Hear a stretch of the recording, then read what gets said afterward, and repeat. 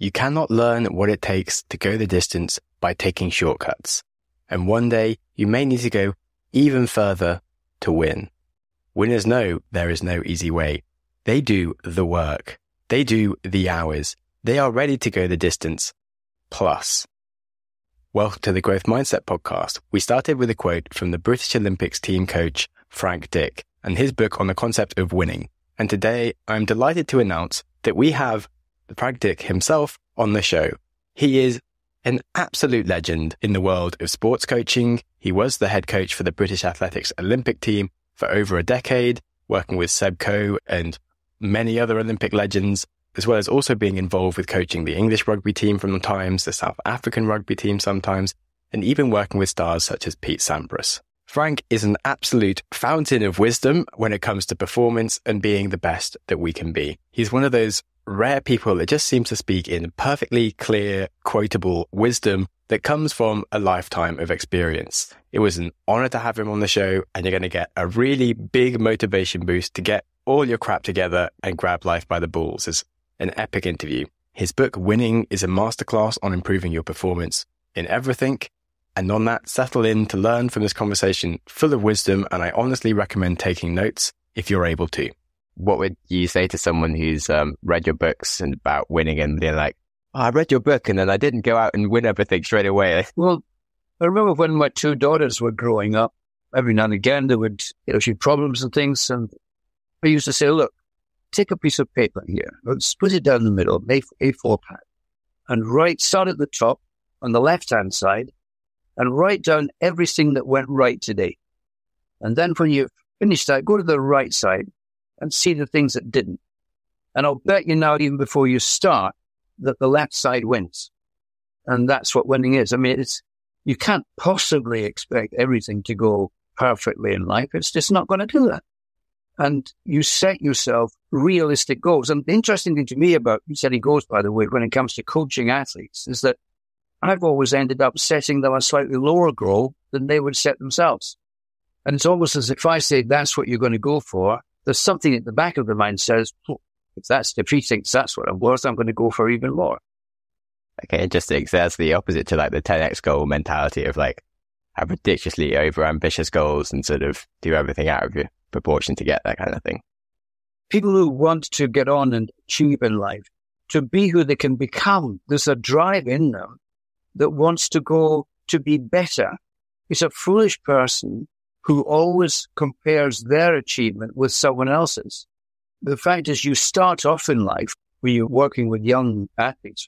You try to define achievement for them. And it's easy, of course, in track and field athletics, because you can measure it by a clock, by the stopwatch, and by the measuring tape. Can you be better today than you were when you competed last time around? Because at some point in life, you're going to be finished last in a competition. But did you give that your best performance today? Was that better than you've done before? Because that's all I can ask. I want you to be challenging you to go higher up your mountain. And the odd thing is, if you think about somebody who achieves a world record, right, all they've done themselves has been to be better than they were yesterday. So it actually counts at every level in life. Can you be better tomorrow than you were today? Can you do something differently tomorrow than you did today? Because I believe that that's possible for everyone. I wasn't around in the 80s and stuff, but it feels like it's harder today with things like social media and you're constantly comparing yourself to others and all this sort of stupid stuff that doesn't help with your mindsets. I think that's hurting people. That's one of the reasons why you'll know your statistic better than I do. I think it's causing mental and emotional damage. There must be some sense in life of personal achievement for yourself. It's got nothing to do with people outside there, because we're all absolutely different. And so how can we all have exactly the same goals in mind? How can we all expect to win the London Marathon? How can we all expect to get an Olympic gold? That's stupid. You've got to set your goals relative to you and who you can become. Do you have a picture of that? Do you have a picture of who you want to be? Which is not, I'd like to be better than you are running a podcast. I think people do set realistic goals, but very seldom in life do you really need somebody else to set the goal for you. Yeah, that's really cool. So yeah, there's definitely a problem that's going on these days. And then back to an earlier point you said of recognizing your own wins and like the writing down what went right on one side and what went wrong on the other side. There's a really cool book where this guy talks about you just don't notice how much stuff goes right. You always think that the traffic lights turn red on you and that there's a big queue for when you're trying to buy something, but you never notice the time when you just walk up to the front of the queue because there's no queue there. You just kind of like walk up and do it, and it takes like 2 seconds. You don't really go, oh, where I'm at the front of the queue today because there's no one else there. But if you did that every time, you'd be like, oh, wow, like 9 times out of 10, there was no queue. I just never actually realized. That's a really good point. It seems that there's something in our nature that will look for the flaw rather than for when things are absolutely all right. So, for example, you'll notice a button missing in your shirt, but you'll very seldom comment on the fact that your shirt has got all the buttons on there. And you'll notice that somebody's got a pimple or something, but you won't make any kind of comment when there's no pimple there. There's something in our nature that seems to want to find something that's not there, or something's wrong. But should we not take some time to just, if you like, celebrate the good stuff that's out there, which is, I think we're saying the same thing here. If you're like seduced into the errors of life, take time to look at the good bits and ask yourself, how can we make that better, rather than, oh, there's a bit of a problem across there, we'll have to deal with that. And when things are going right, can you make them better? Can you do things different? I think in every situation in life, win, lose or draw out there, you have to be able to ask yourself afterwards, what could I have done better? What could I have done differently? Learn from that and then do something with it. In fact, I can't remember if we discussed this the last time we were together, but I tried to work through 4 R's in myself and in trying to get other people to think about this when they go through anything, from a meeting to podcast to a competition. And the 4 R's are, first of all, reason. Why am I doing this? What's the purpose of today? And what's the outcome I'm looking for? Get the reason right. Next R is reality. What do I have to do? And how do I have to do it? Who's involved and so on, in order to create, to reach the reason. The third R is reflection. First of all, in advance, be prepared to learn. That's in terms of attitude, but also get the machinery there so you can learn. But when it comes to reflection, what did I learn from this? And response, what am I going to do differently or better as a consequence of all this? So your reason, reality, reflection, and response. And oddly enough, I find that last point, the one that a lot of people miss out on. They don't make a commitment following the lesson to do something with it. So you're saying how we notice like the little flaws that are wrong, but then we should have the mindset that we always want to improve. Like as a coach, you're obviously trying to help people improve and you're always noticing the flaws that they have, but you have to sort of spin it in a way that, oh, you're doing really well. This is how you can do better, rather than like, oh, you did this wrong. This was terrible kind of thing. No, you've got to be honest with me. You've got to be candid. There's got to be a candor there. If we don't have these honest conversations, these candid conversations, saying things the way they are, without being cruel, rude, disrespectful, whatever, get rid of that kind of behavior. But you're candid with people. If there's no candor, there's no honesty. If there's no honesty, there's no trust. If there's no candor in a team situation, there's no accountability. If there's no accountability, there's no respect. And the other thing to remember when you are in coaching, Sam, is that you don't have to be sick to get better. The number of times I see a coach who will focus in on a flaw straight away and try to make that right. I've got a simple rule for this. When you're trying to improve people and make them strong, make them better, understand this. They are with you because of what they're strong at. You selected them for your team because of what they're good at. So your first priority as a coach is to work on what they're good at to make it better. That's your first priority.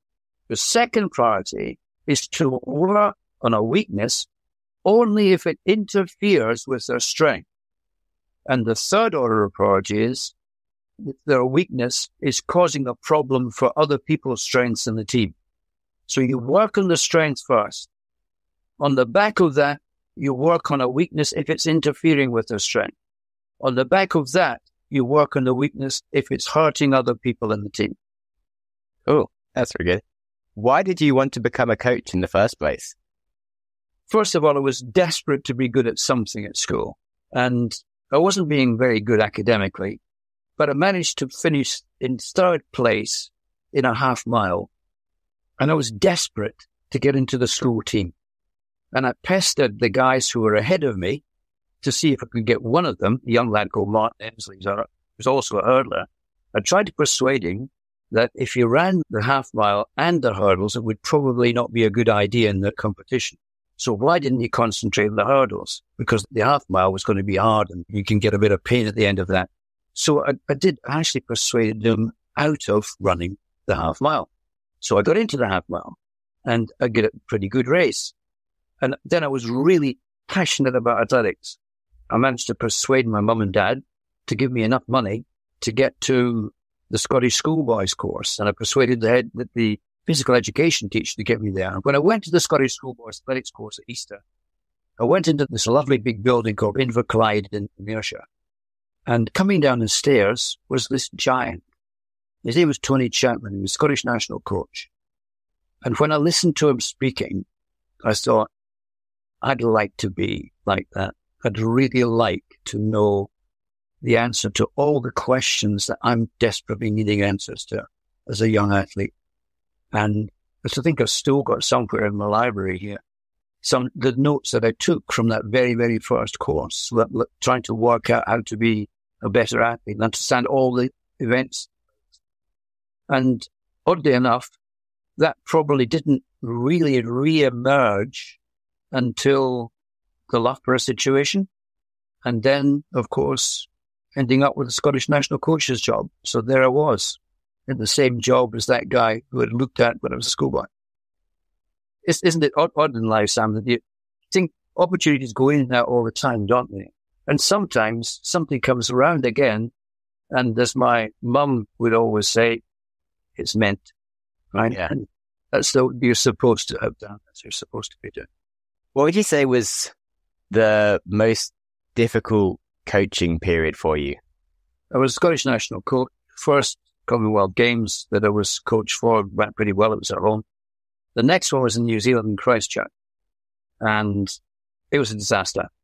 I think I got one medal out of the whole thing. And I came home and the press were pretty brutal.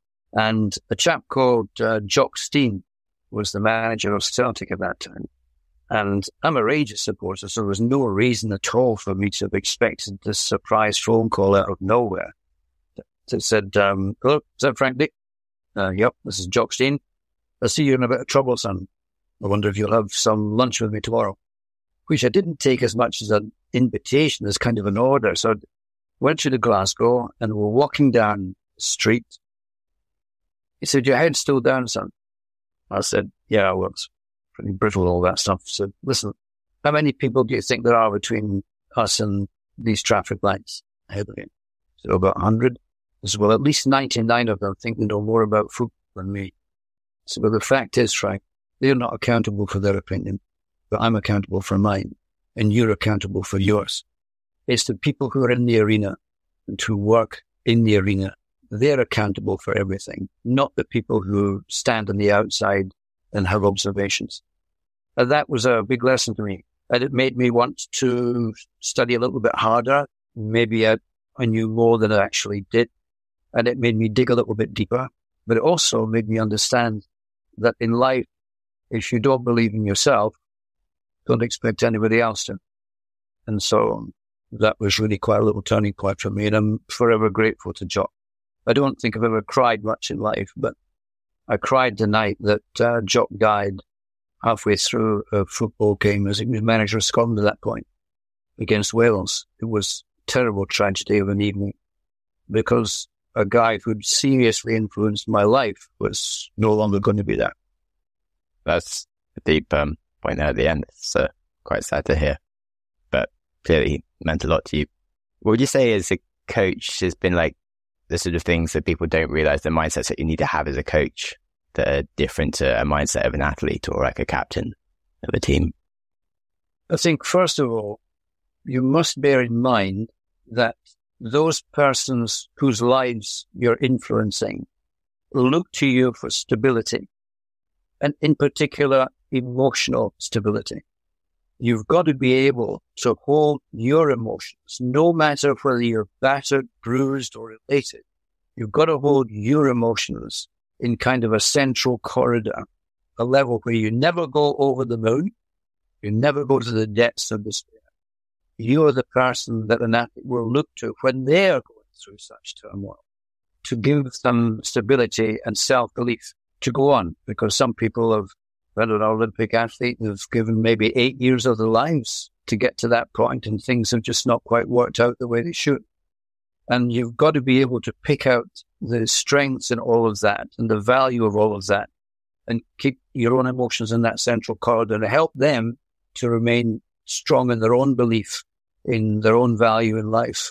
And the journey to achieve their purpose has not been a waste of time, because one of the things I like to make sure that coaches understand is when you are working with an athlete, you're not only preparing them for sport, but you're preparing them through sport for life.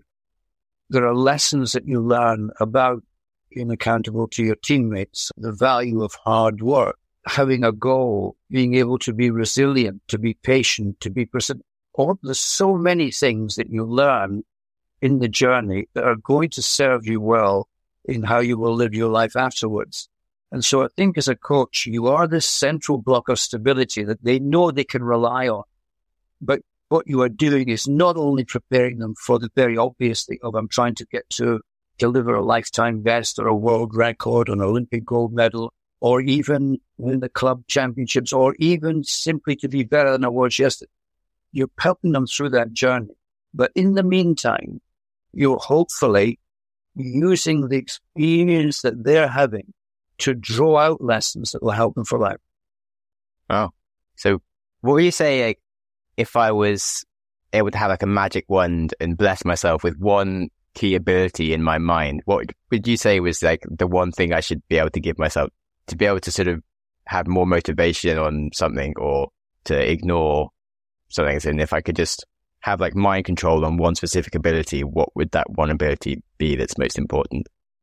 Well, it's a good point, because I think when you're, whether it's in business or whether it's out there in the arena, you know that there's a task that you're going to have to fulfill. You know what your task is. And you've done all the work for it. You've trained for it. You've done the tactical stuff on it. You're hopefully brilliant at your basics. You've got all of this stuff in place. And now there's the whole issue of commitment and intent. You're focused in on the task, and that's what you're going to have to achieve. Now, people think, well, that's all you need. Nope. You need something else to be going on in parallel with that. You must have a pretty sophisticated skill at how to ignore or how to manage the distractions. The distraction could be what an opponent does to you. The distraction could be the weather. The distraction can be how you felt this morning. Distraction can be what somebody said to you. If you let any of these distractions come into your thinking when you're trying to focus on this task, then you're going to be in trouble, because you dilute things straight away. It's kind of like if you can see them and are aware of them, you start thinking about them. If you start thinking about them, in many instances, that has an emotional consequence.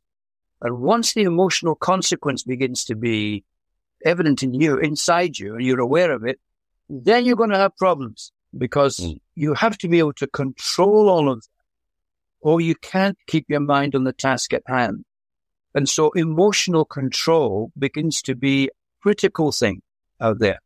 And there are different edges to this. I mean, if you're in a game, and in my mind, you can be particularly vulnerable in terms of that emotional control when you've just conceded a point or a goal or whatever, or whether you've just got one. Why? Because there could be an emotional consequence to each.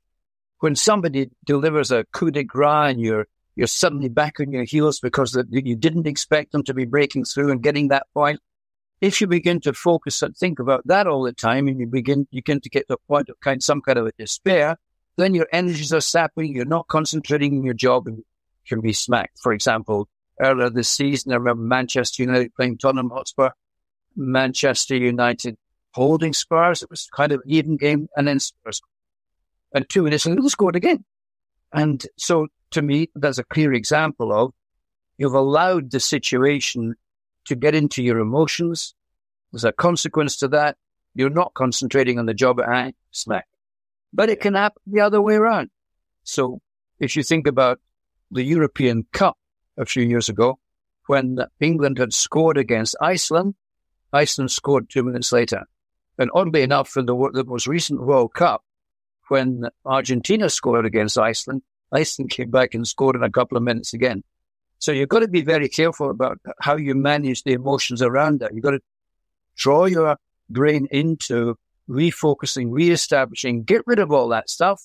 It's a piece of history. There's nothing you can do about history. It's gone. The only thing you can deal with is now and how it will affect the future. And you've got to get your brain into that straight away. So this business of emotional management and control is really, really important, Sam. And if we're not careful, it can catch us out.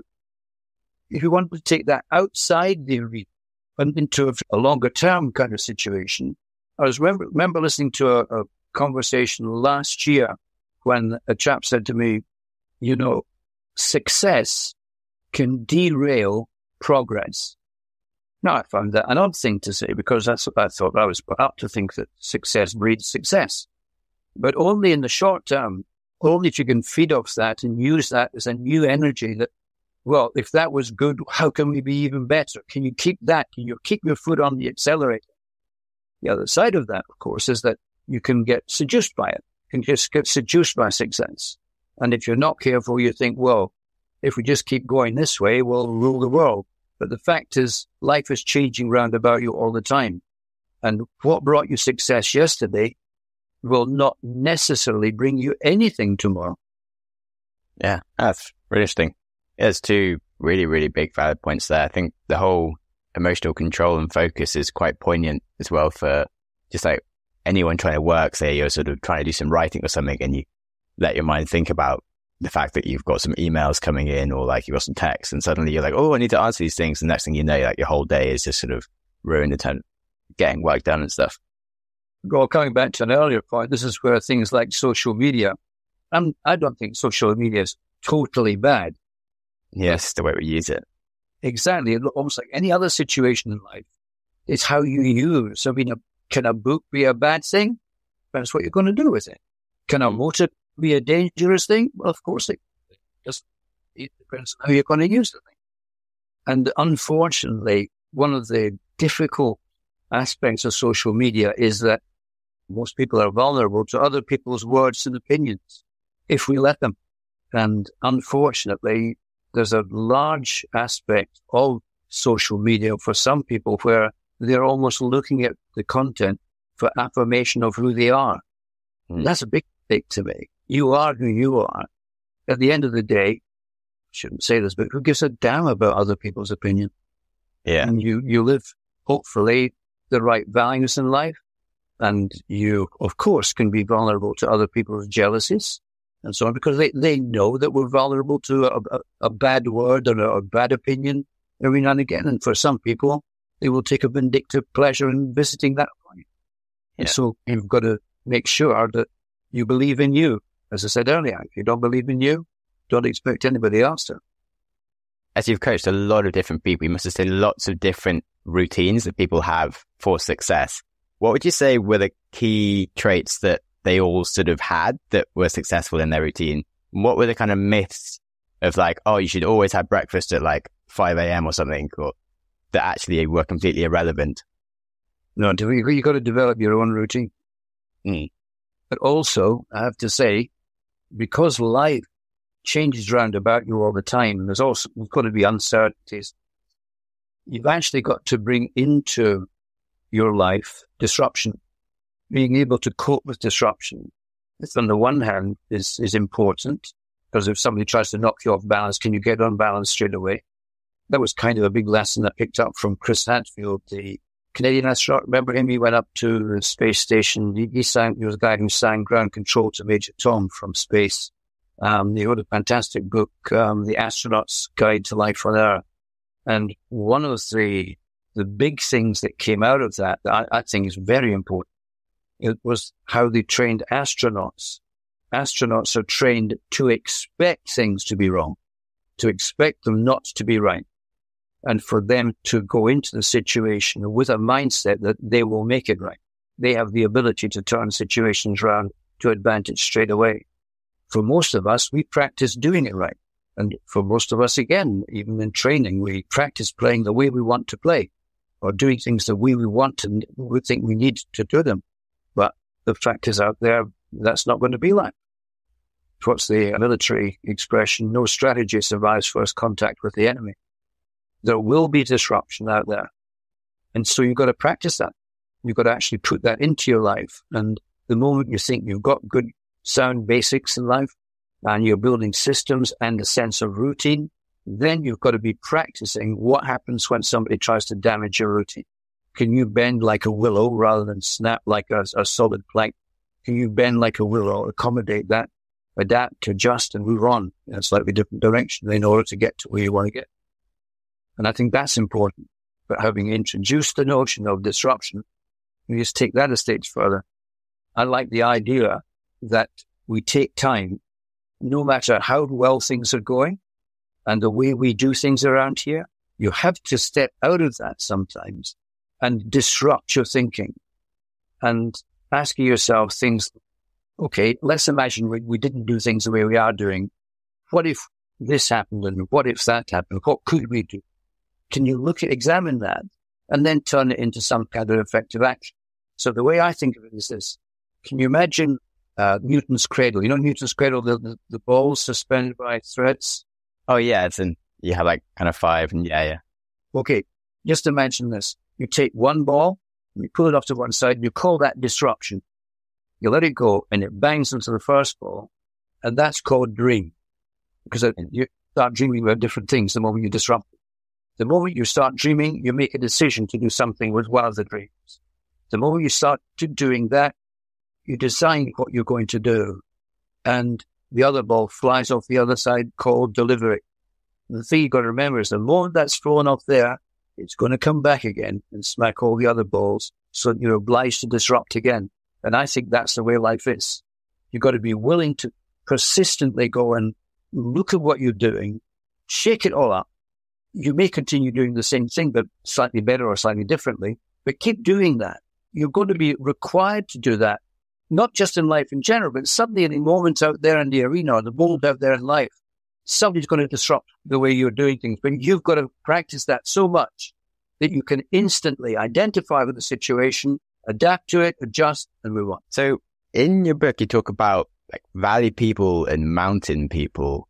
And so the valley people are kind of people with a victim mindset that think sort of the world is happening, they can't change it, and they just try to not lose. Whereas someone who's like got more of a victim mindset is like shooting to win and like believes they can do things.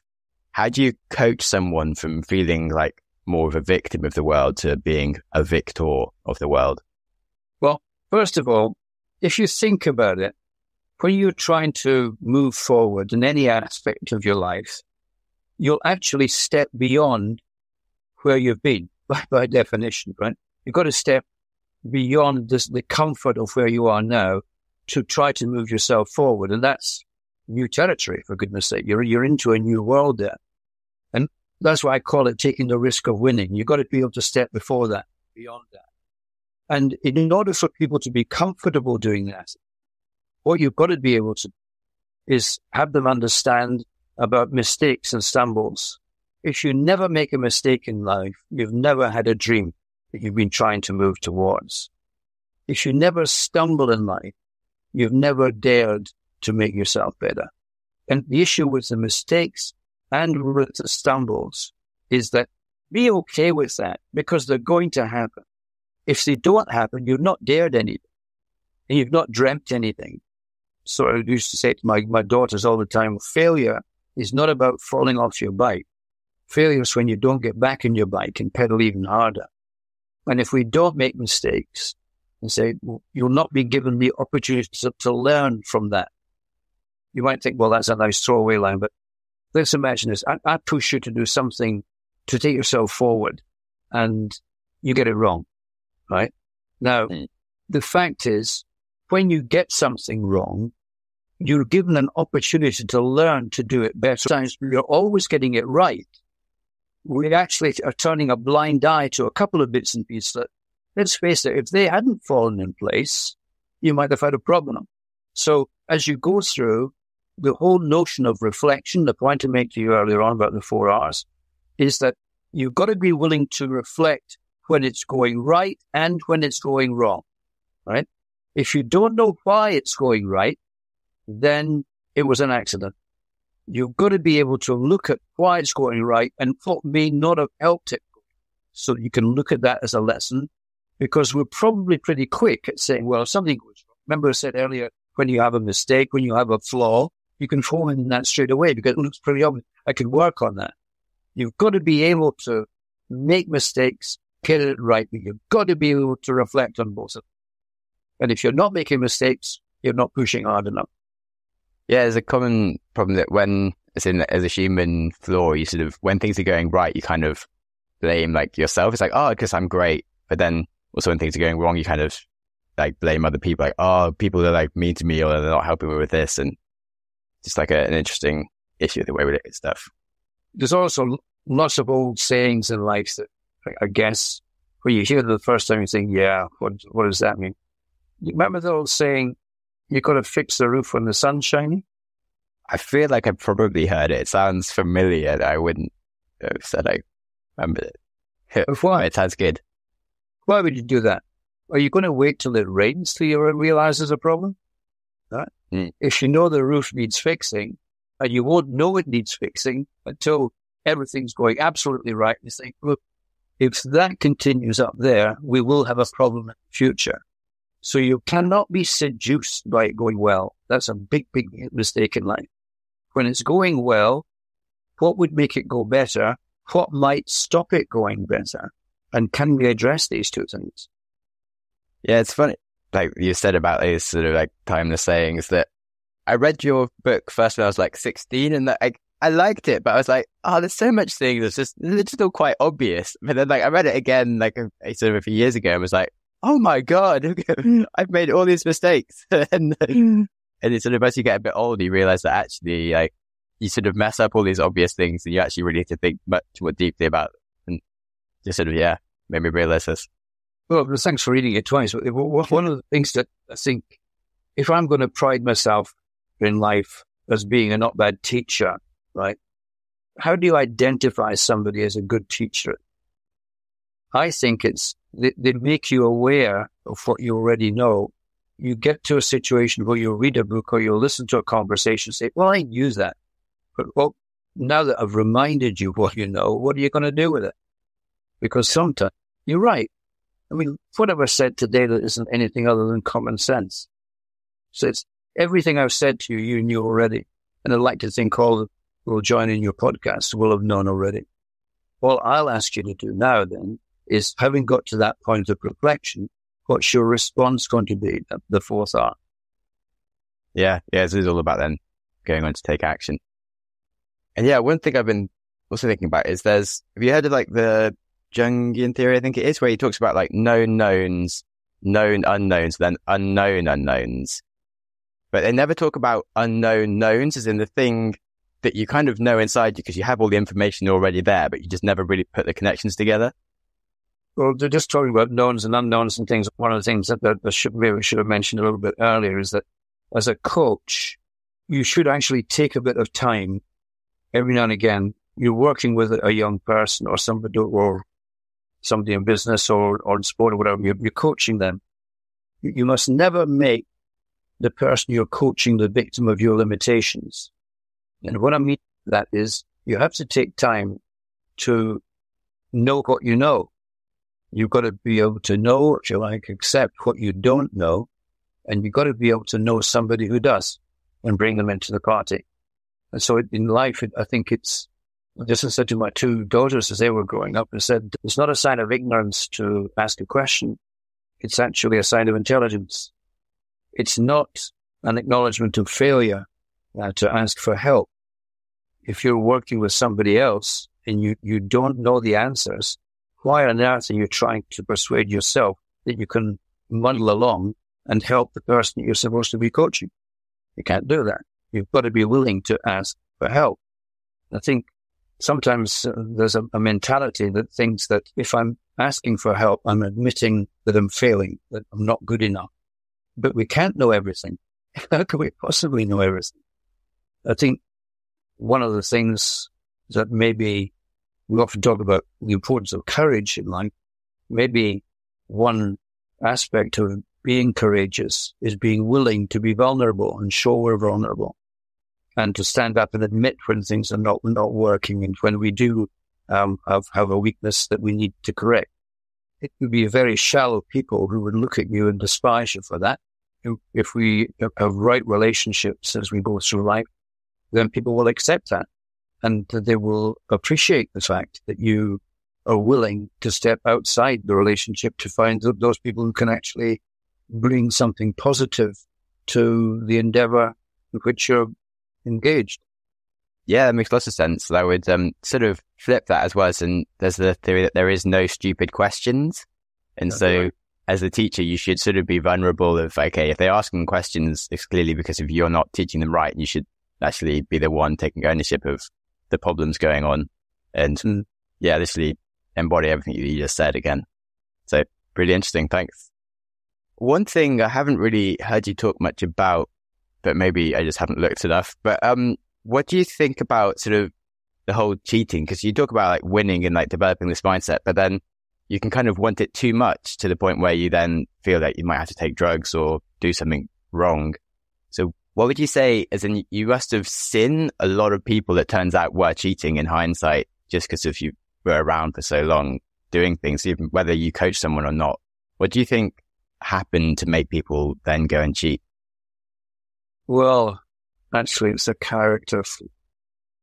I think if you start off with a simple relationship, coach-athlete, and then you can expand that as an athlete within a team or a coach within a team or in a society or in a business, you start off with, you've got to be pretty clear what your common goal is. What's our purpose here?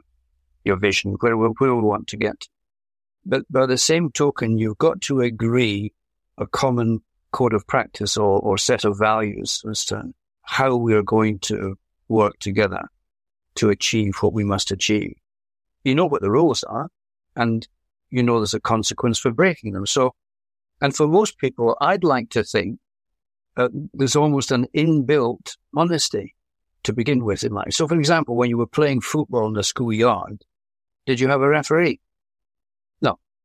Why? Because you all knew the rules, and it was your responsibility to live within them. One of the problems, I know it's silly, one of the big problems in competitive sport is having a referee or an umpire. Why? Because you abrogate your responsibility for sticking to the rules so that the referee or the umpire, it's what his decision or her decision is. And that shouldn't be what it is. It should be your will to live within the values and rules that are there. Anybody who wants to violate that, it's a character flaw. It might be done out of frustration. It might be done out of all sorts of other things. But if you come back to my business about emotional control and making sure that we ignore the distractions, then the chances of you taking yourself to that level, whether you think it's okay to break the rules, is you're stepping across a big line, and there's not an excuse for it. Maybe we've all got a dark side. And, you know, it's interesting that a long time ago, there was a young man that violated the rules, and he was going to go to prison. And I remember I met with him the night before he went to prison, because I was with a crowd. We were all going to take him out for his last good meal before he went to prison. And he said, you know, Frank, I stepped across the line when I did this. It was to take drugs. I stepped across the line when I did this. And I said, no, that's not where you stepped across the line, son. You stepped across the line when you saw that was an option. It's inside you. You don't, for goodness sake, think that the act is the problem. It's the decision and the choice that's the problem. And that, of course, by agreeing a set of values. We will play to the rules. We will play to the game. We'll play for each other. We will be honest. We will have all these bits and pieces that you can weave into the wording of your values. But you've got to stick within these. I mean, I'm not saying that I've never broken rules in life. I think we've all done it some. I got a few penalty points on my driving license. But the fact is that really a true reflection of who you are? You take the support of the rules because that's what they're there for. Take the values that we're going to have in the team and live within these. And then, if there's the occasional glitch, there's going to be the occasional glitch, but let's make sure for the most part we stay with it. Yeah, that's really interesting. What do you think about, as a human, you talk about, we're all sort of innately quite fair when we're first born, and you're literally just this sort of experiencing entity, and you just learn from what you experience. And so at some point they learn to kind of consider that there's a choice that they can do this and it is an option. Like, how do you think it kind of got into their head that they could do it when other people, it just never happens? Right. There are some things in life you can be taught. There are other things you can only learn. The things you can be taught are the tools of the trade, the stuff that a lecture can produce, a book can produce, and so on. These are the things that you can be taught. But the things you can learn, you only learn through life experience or experiencing a particular arena of life. And the trouble with that, with experience, as Vernon Law said, is that experience is the cruelest teachers because she gives you the test first and the lesson second. And the bit is, you've got to be willing to expose yourself to the test. But equally, we've got to have access to someone after the event who can help make sure that we've learned the lessons we should learn from that experience. And for the most part, if we can stand back from it, if you like, the science of coaching in life is what you can be taught. The art of coaching is what you learn through experience. And the critical, central part of that, not only for the coach, but for the person who's being coached, is that the learning by experience is about making right choices or right decisions. Some of that will be evidence-based because this is what the analysis and the statistics say. Other stuff will be judgment-based because that's the right thing as opposed to doing things right by the rules. It's the right thing to do.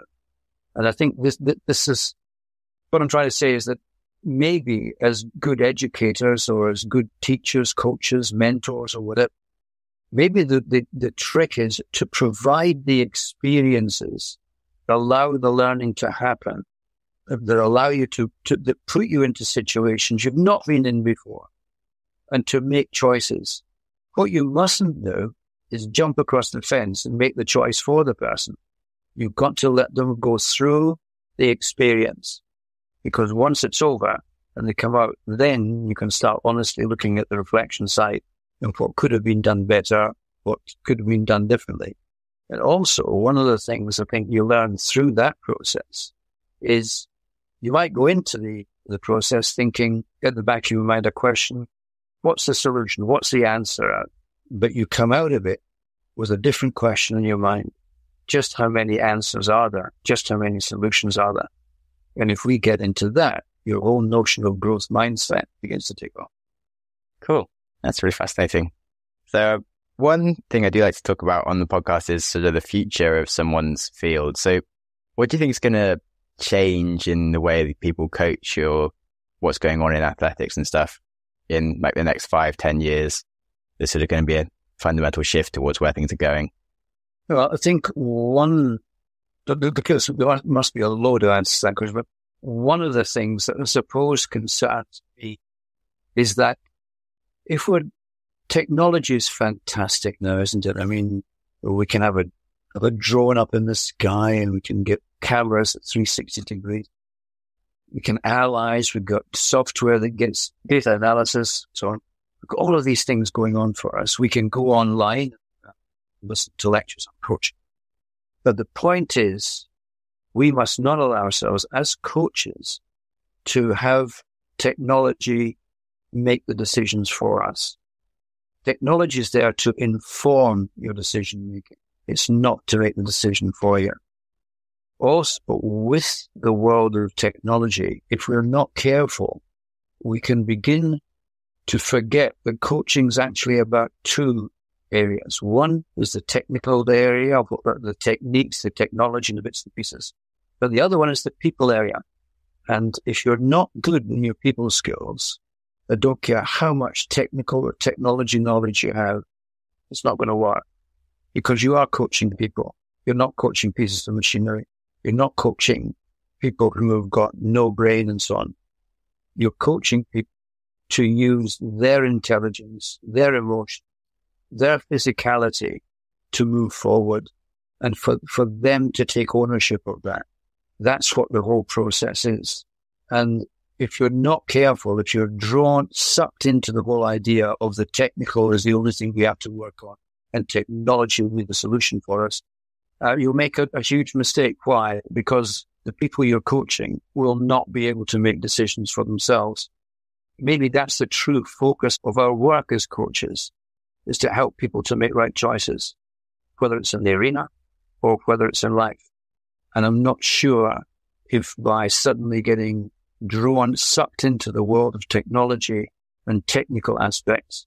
Yeah, that's really interesting. But then, so some more final questions. What's the biggest risk you have taken? I think I spent most of my life being quite happy to take on a challenge and almost refusing to think it's a risk. Yeah. Because I think it's silly. The moment I think you begin to think, well, this is a risk, you're almost on the edge of trying to talk yourself out of it. But the point's made, even if I don't call it a risk, stepping to the edge is the only way you get into position when you understand fear. And fear, of course, as you can remember from your school days, will trigger off one of three responses. You'll either freeze, or you'll flee, or you'll fight. One of these three. If you choose to fight, then you'll learn what courage is. Courage isn't the absence of fear. Courage is using fear to your advantage. And once you've done that, then you complete the cycle. You go back to the notion of risk again, and it turns itself around. But I say, I just like the idea of, I'll see something that think is a challenge that I really want to happen. And I'll know that there'll be, before I ever go into it, there'll be a lot of people trying to stop me doing it. In fact, one of the most fantastic motivators to me is if somebody says you can't do it. It's a wonderful motivator to me. I think every time somebody said that to me, I thought, right. Yeah, definitely. Almost to the point of like being a weakness because of like something I wasn't intending to do. Someone will say I can't do it, then I have to go and do it. But it's not on my plan. It's like, oh, nightmare. But yeah, otherwise it's really good. And I've also got my wife, Linda, rebukes me for this very rarely, is that I find before I've completed one challenge or one project, I've always started another one or two. And you might rightly call them risks because the things that are on the face of it going to challenge me to a point where it almost looks like it can't be done. But I like that. Yeah, it's learning to find a good balance on that. I have the same problem of taking on too many things at once because if I kind of always sort of push myself to the boundary of what you're capable of, which is great, but then you kind of take on too much and then you sort of fail at too many things, and it's learning to work out what's the optimum sort of level for performance to do the most you can kind of thing. It's kind of the plate spinning kind of concept. Yeah. You want to keep on trying the new thing to spin the plate on, but don't take your eye off the fact that there are other things to be completed, and always complete them. What would you say is the book you've given to like literally every single athlete you've worked with? You've always been like, this is the best book, you have to read this, if there is one. Well, if an athlete or somebody starting out, there were two books that were really important to me. One is a book called The Prophet by Khalil Gibran. The second one is Jonathan Livingston Seagull by Richard Bach. Very simple. One's a poem, the first one, and it's a beautiful set of questions about different aspects of life. And they're worth a read, and you will learn a lot from them. Jonathan Livingston Seagull is a silly story, I suppose, about a seagull that decides to do things that other seagulls don't do. Lets it fly at night, for example. Does all sorts of things. And he's rebuked by the other seagulls and so on. But he will persist. And he gets through the other, achieves great things. These are the two, I think, that make a huge difference for people launching themselves in careers and so on. I think, anyway. It certainly made a big... Cool. Yeah, I really like a good sort of children's story, but it's that has really deep parables for like the rest of life. If you ever read like The Little Prince or something, and you're like, it really applies. The book that I would recommend to everybody is The Courage to be Disliked. Yeah. I can't remember the name of the author, the Japanese, but it's like a Socratic dialogue as it goes through.